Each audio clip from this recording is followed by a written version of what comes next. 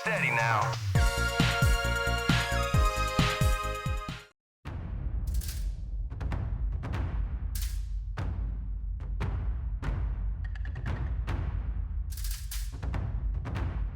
With a library as vast and expansive as the PlayStation's, it's no surprise that a number of titles were overlooked and forgotten, even if smaller cluster of fans still existed.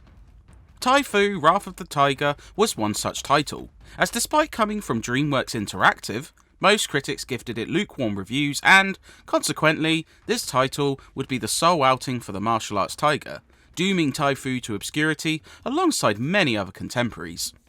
Despite this, the beat-em-up platformer hybrid would offer a genuinely likeable world, rock-solid action, and a colourful style that impresses, even if some issues with difficulty balancing, a lack of polish, and limited longevity hurt the game. Find him and see that not a scrap of fur remains. Don't be so hasty. He'd make one heck of a nice rug. Wrath of the Tiger does offer a unique setting for its action. In this world, animal clans spread across the land each represent a style of martial arts. After a great battle, it's believed that the clans of Tiger, Mantis, and Dragon are all wiped out. Quickly, however, we see the Dragon Master is still alive, and upon hearing that Tai-Fu was secretly raised by the docile Panda clan, arrives and wreaks havoc, brutally attacking the last of the Tiger clan.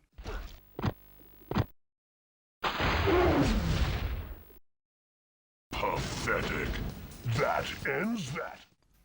Once he regains consciousness, Tai sets out to learn more about the way of Kung Fu, while perhaps seeking closure on his cloudy past.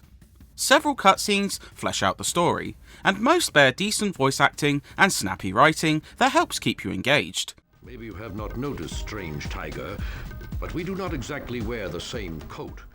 It's not deep, but the mix of martial arts action, anthropomorphic clans, and 90s attitude mesh together surprisingly well.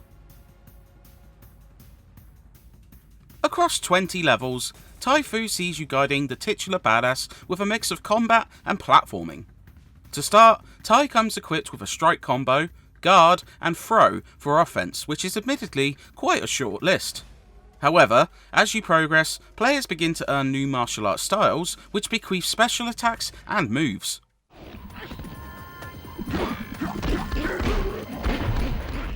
You gain a Chi Blast projectile attack, Leopard Dash sprint and jump, and new counter combos. It proves a rewarding progression of skills, much like actually learning a fighting skill. General combat is sturdy, with attacks generally finding their mark and the light use of blood gifting impact to each hit. Bosses also punctuate each handful of stages, and often require a mix of offense and defense to overcome. They prove worthy obstacles that utilize blocking, counters, and other tricks.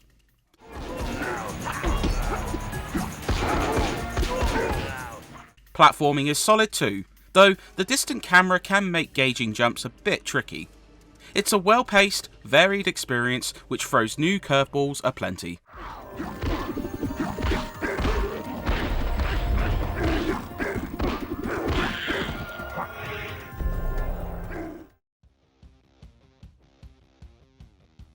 That being said, Wrath of the Tiger can be dampened by a noticeable lack of polish at points.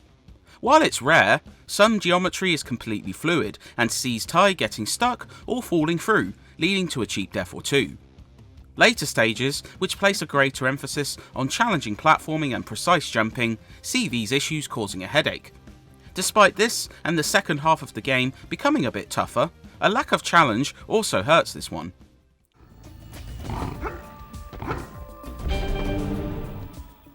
General combat, even on the normal difficulty, rarely poses a problem, and even if you lose a life, they are incredibly easy to earn back.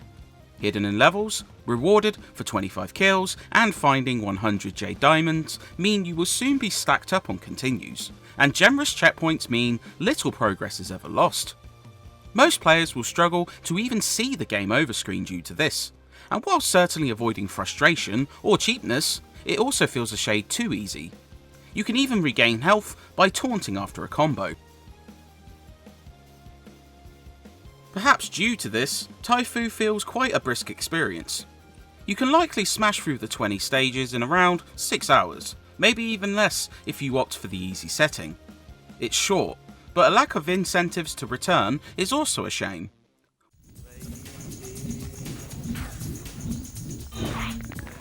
Once the credits roll, you can make a save, which allows you to revisit any of the stages with all your upgrades and styles. It sounds cool in theory, but nothing changes. There's no unique secrets earned through being superpowered. There is almost nothing else in the way of unlockables. No hard difficulty setting, no extra modes, and not even something like a gallery. It feels like a one and done game. Nasty move. How'd you do that? The blue bar I've added to the top of your screen will grow as your chi does. Wrath of the Tiger does benefit from a colourful, if uneven, presentation. It definitely lags behind the likes of Tekken 3 and Final Fantasy VIII, with characters lacking detail and environments suffering plenty of fogging. On the plus side, animations look great, particularly Ty's powerhouse walk and combat strikes. In-engine cutscenes, though quaint, do offer some decent facial animations as well. And performance holds steady, even with plentiful action on screen. The audio is a bit stronger, with the soundtrack from Michael Giacchino proving the highlight. While not quite up there with his best works, the mix of oriental stylings and hip-hop beats work pretty well, with some of the level themes driving the game forward with excitement.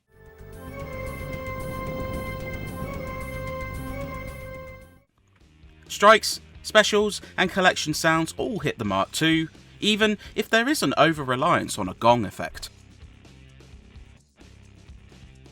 Tai-Fu, Wrath of the Tiger leaves you wanting more, both a credit to the solid gameplay and world building, but also an indictment on a lack of longevity. Despite sliding towards the easy side and suffering a lack of polish in spots, the Kung Fu world of Animal Clans houses enjoyable action which grows more satisfying as you progress. It's a shame that the brief length and a lack of unlockables will see most players finishing this pronto, but the journey is still a satisfying experience. Value-conscious PS1 collectors may turn their nose up, but those intrigued by this obscurity should give it a try. Thank you, Honorable Leopard Master. My compliments to your daughter on her athletic prowess. She has quite the kung fu grip. Yeah, right.